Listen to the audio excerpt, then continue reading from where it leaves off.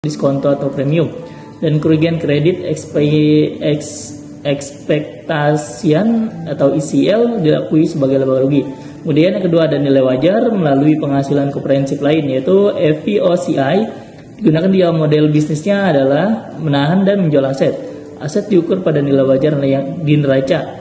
Dengan keuntungan atau kerugian dari perubahan nilai wajar diakui dalam OCI dalam pelepasan. Keuntungan atau kerugian kumulatif dari OCI ditransfer atau recycle ke laba rugi. Kemudian yang ketiga ada nilai wajar melalui laba rugi atau FVTPL. Digunakan jika model bisnisnya adalah diperdagangkan atau trading atau tidak memenuhi kriteria amortisasi atau FVOCI. Pengukuran pada nilai wajar dan keuntungan atau kerugian dari perubahan nilai wajar diakui segera dalam laba rugi. Kemudian selanjutnya ada untuk efek ekuitas atau saham, memperlakukan akuntansi didasarkan pada tingkat pengaruh, yaitu yang pertama kepemilikan kurang dari 20%. Standarnya diukur pada FVTPL. Entitas dapat memilih irreversible choice untuk mengukur pada FVOCI, di mana perubahan nilai wajar masuk OCI tidak di-recycle ke laba rugi saat dijual. Dividen diakui sebagai pendapatan di laba rugi. Kepemilikan 20 sampai dengan 50%, yaitu menggunakan metode ekuitas. Nilai investasi disesuaikan dengan bagian laba bersih investor dan dikurangi oleh dividen yang diterima. Kemudian ada yang lebih dari 50% kepemilikan, yaitu menggunakan konsolidasi. Selanjutnya materi selanjutnya akan diterangkan oleh rekan saya. Terima kasih. Selanjutnya siklus perolehan investasi yang dimana melibatkan prosedur bertahap yang didukung dokumen dan pengendalian ketat. Jadi otoritas dilakukan oleh komite investasi atau dewan direksi dengan berupa persetujuan formal tertulis oleh pejabat senior yang independen. Jadi eksekusi ini dilakukan oleh bendahara atau manajer investasinya tersendiri. Jadi konfirmasi juga dapat dari pialang yang dimana ada tahap terakhirnya pembayaran yang melibatkan akuntansi dan bendahara yang dikendalikan melalui verifikasi 3 arah, yaitu proposal, broker's advice, dan bukti pembayaran.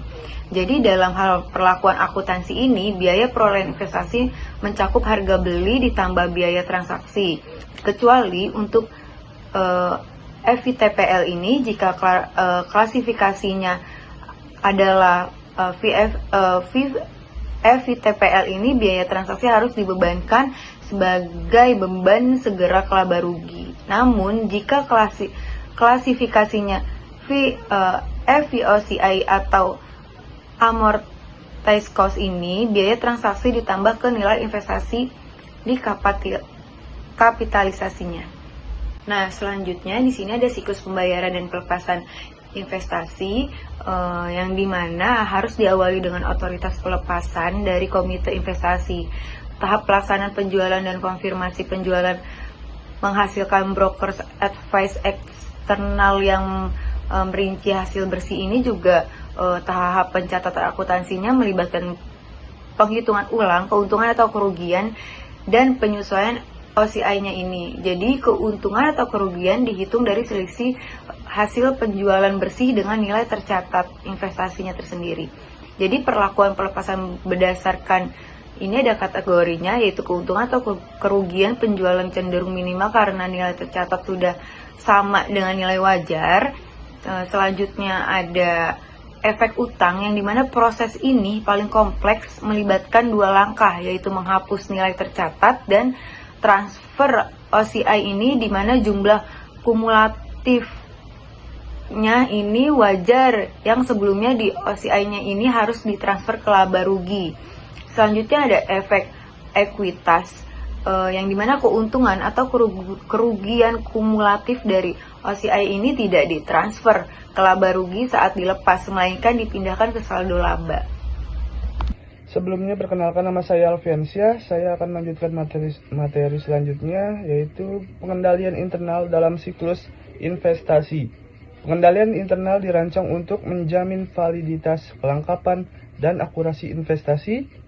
Aktivitas pengendalian kunci yaitu meliputi Yang pertama, pemisahan tugas, segregation of duties, memisahkan otoritas kustodi aset, pencatatan dan pelaksanaan transaksi untuk mencegah fraud.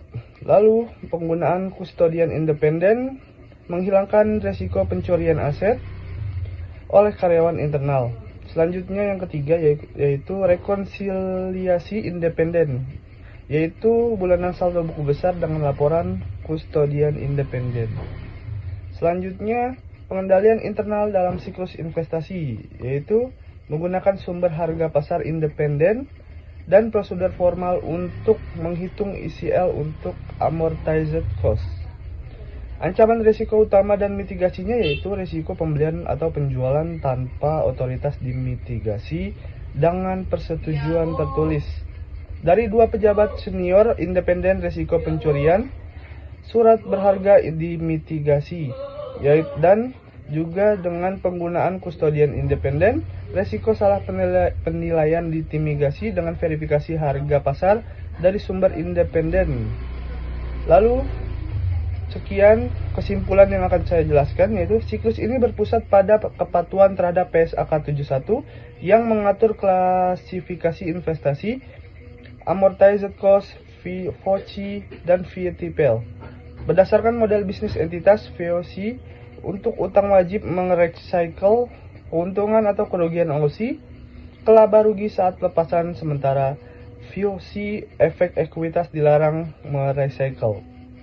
Nah, prosedur perolehan dan pelepasan menuntut pengendalian ketat dan verifikasi 3 arah pada tahap pembayaran. Penerapan pengendalian ini kunci untuk mitigasi risiko fraud dan memastikan validitas serta akurasi aset investasi. Sekian dari kelompok kami, terima kasih.